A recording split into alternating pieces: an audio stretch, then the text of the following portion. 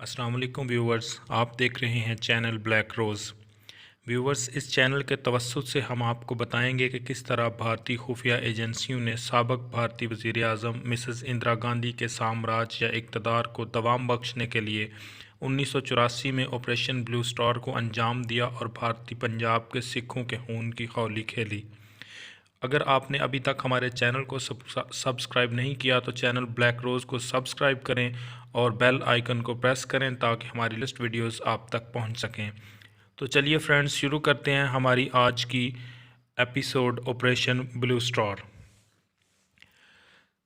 S के त्रिपा ने वसावा से 1982 के वस्त में चार्ज लिया। अपना चार्ज संभालने तक किसी को इसके मुतल्लिक इल्म नहीं था कि ये इंटेलिजेंस का आदमी है। उसने अपनी हैसियत ऐसी बना रखी थी कि अब भी वो बआसानी दरबार साहब के अंदर आता जाता था। जब गुरदासपुर में सिखों के हाथों एक बस लूट कर 8 हिंदुओं को मौत के घाट उतारने का वाक़या पेश आया तो अपनी नौइयत की पंजाब में ये पहली दहशतगर्दी थी जो सिखों की तरफ से अमल में आई। लेकिन दर हकीकत इस दहशतगर्दी के पस पर्दा त्रिपाठी का जहन काम कर रहा था।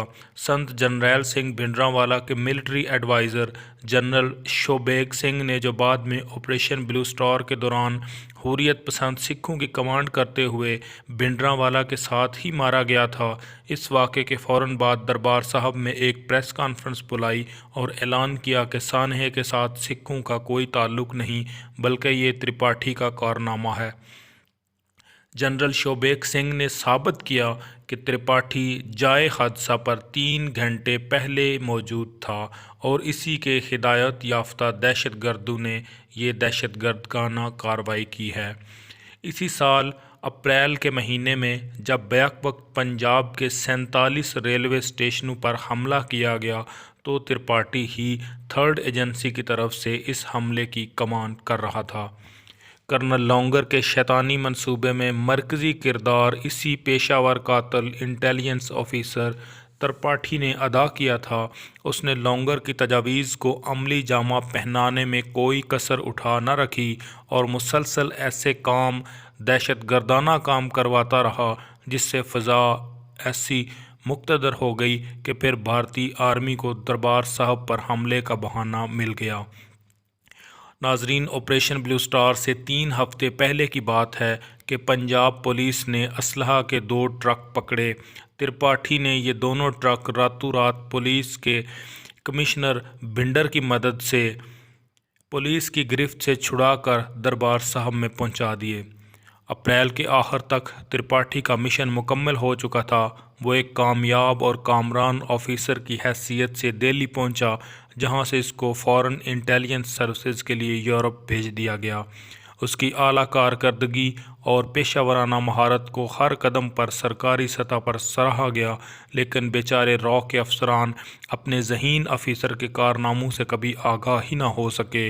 उन्हें समझ नहीं आ रही थी कि आखिर त्रिपाठी ने वो कौन सा ऐसा कारनामा अंजाम दिया है जिस पर उसको ऐसे इनामो इकराम से नवाजा जा रहा है। बेचारे रॉ वाले ये जान ही ना सके कि रॉ की आड़ में दरअसल वो 3rd एजेंसी के लिए काम कर रहा था। भारतीय अवाम की तरह इंटेलिजेंस के भी बहुत से अफसरान का ख्याल है कि भिंडरांवाला गैर मुल्की ताकत के इशारे पर काम कर रहा था।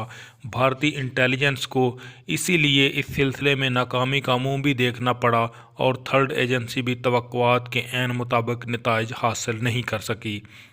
2 साल तक RN काओ ने बड़ी कामयाबी से ये शो चलाया।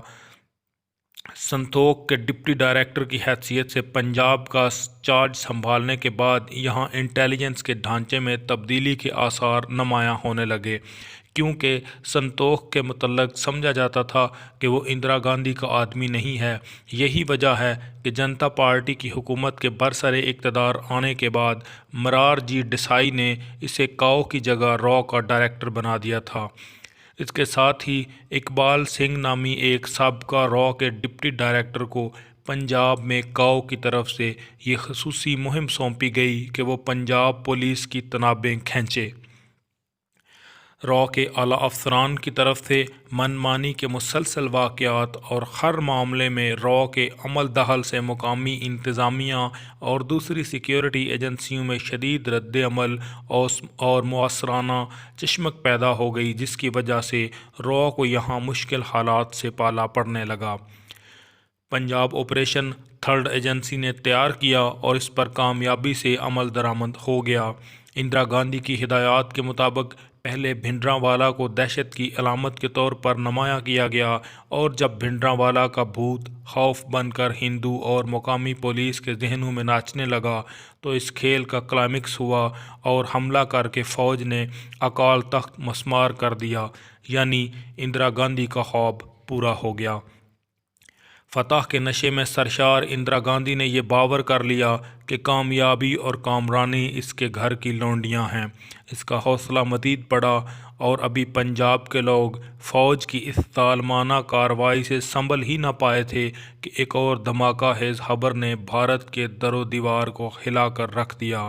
اس مرتبہ سیاسی دھماکہ مقبوضہ جموں کشمیر میں ہوا تھا، جہاں فاروق عبداللہ کی حکومت کی چھٹی کروا دی گئی۔ فاروق عبداللہ کی جڑوں پر یہ کلہاڑا این ٹی راما راؤ نے چلایا، جو حال ہی میں دل کے آپریشن کے بعد واپس آیا تھا۔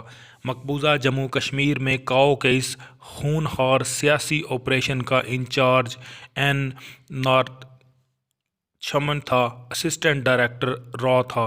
اسے مقبوضہ کشمیر، کرناٹک اور آندھرا پردیش کی حکومتوں کے دھڑن تختے کا مشن سونپا گیا تھا، اور نرسمبن نے یہ کار خیر بڑے کرینے سے سر انجام دیا۔ اگست کے پہلے ہفتے میں اسے یہ کارنامہ انجام دینے پر واشنگٹن میں تعینات کر دیا گیا۔ اس کی واشنگٹن روانگی کے بعد اے کے ورما ڈپٹی ڈائریکٹر را کو اس کی جگہ تعینات کیا گیا۔ ورما نے اپنی تمام تر صلاحیتیں بروکار لا کر کانگریس کے لیے فنڈز اکٹھے کیے اور کامیابی سے کانگریس کا خزانہ بھرا۔ ورما کو بعد میں نرسمبن کے ساتھ واشنگٹن اس مشن پر روانہ کیا گیا کہ وہ امریکی کانگریس اور سینٹ میں کانگریس کی لابی کریں گے اور امریکیوں کو یہ باور کروا دیں کہ بھارت میں کانگریس کی حکومت ہی امریکہ کے بہترین مفاد میں ہے۔ اس کے ساتھ ہی تھرڈ ایجنسی کی طرف سے اگوانت راجن کو اس ذمہ داری کے ساتھ لندن بھیجا گیا کہ یہاں کانگریس کی انتخابی مہم کی نگرانی بھی کرے اور خصوصی جائزہ لے کہ پنجاب میں سرگرم عمل خالصتان نواز گروپوں کو لندن سے جو سرمایہ فراہم کیا جاتا ہے اس کا چینل کیا ہے، اور کون سے غیر ملکی سکھوں کے گروپ ایسے ہیں جو خالصتانی حریت پسندوں کی مدد کرتے ہیں۔ اگویندا راجن کے ساتھ مشہور سکھ لیڈر گنگا سنگھ ڈھلوں سے جنیوا میں ملاقات کی۔ اس میٹنگ میں جنیوا میں کاؤ بھی دلی سے سیدھا پہنچا تھا۔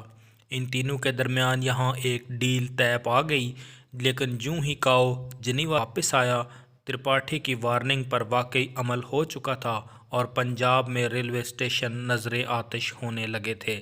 اس دوران بھنڈرانوالہ اینڈ کمپنی کو جب ڈھلوں کی طرف سے ایک پرائیویٹ معاہدے کی پیشکش پہنچی تو اس نے اسے پائے حقارت سے ٹھکرا دیا۔ ترپاٹھی پنجاب سے نکلا اور فوج داخل ہو گئی۔ اس کے ساتھ ہی کانگریس نے شمالی انڈیا کی ہندو بیلٹ کی نبض پر اپنا ہاتھ مضبوط کر لیا تھا۔ اب ہندو ووٹر کانگریس کی جیب میں تھے۔ اتنی معمولی سی سرمایہ داری کا اتنا بڑا انعام ملا تھا۔ اکال تخت کی مسماری اور انعام اندرا گاندھی کا دوبارہ بھارت پر مکمل کنٹرول۔ یہ انعام تھا۔ بھارت میں پہلی AK-47 تھرڈ ایجنسی نے ہی روشناس کروائی، اور یہ سلسلہ پھر ایک عرصہ تک جاری رہا، جب جودھ پور سے را کے کنٹرول آفس نے دلی کو رپورٹ بھیجی کہ گنگا نگر میں کانگریس کا MLA اور راجستھان کا وزیر برائے سماجی بہبود دلارام ہتھیاروں کی سمگلنگ میں ملوث ہے، اور اسی کے ذریعے پاکستان سے اسلحہ سمگل ہو کر دھڑا دھڑ بھارت میں آ رہا ہے، تو جودھ پور کے کنٹرول کو خاموش کرنے اور اس معاملے سے لا تعلق رہنے کی تلقین کرتے ہوئے گنگا نگر کنٹرول چارج سنبھالنے کا حکم جاری کر دیا گیا۔ دلارام کو فرار کروایا گیا، مقدمہ پھر چلایا گیا اور پھر بری بھی کر دیا گیا۔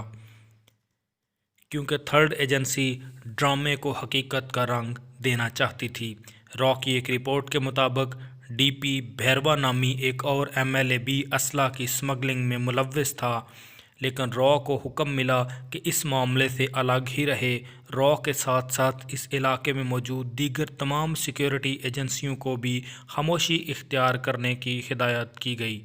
اب دلارام اور بھیروا اپنی تجوریاں نوٹوں سے بھرنے لگے، سکھوں کو اسلحہ ملنے لگا اور تھرڈ ایجنسی کانگریس کے حق میں فضا ہموار کرنے لگی۔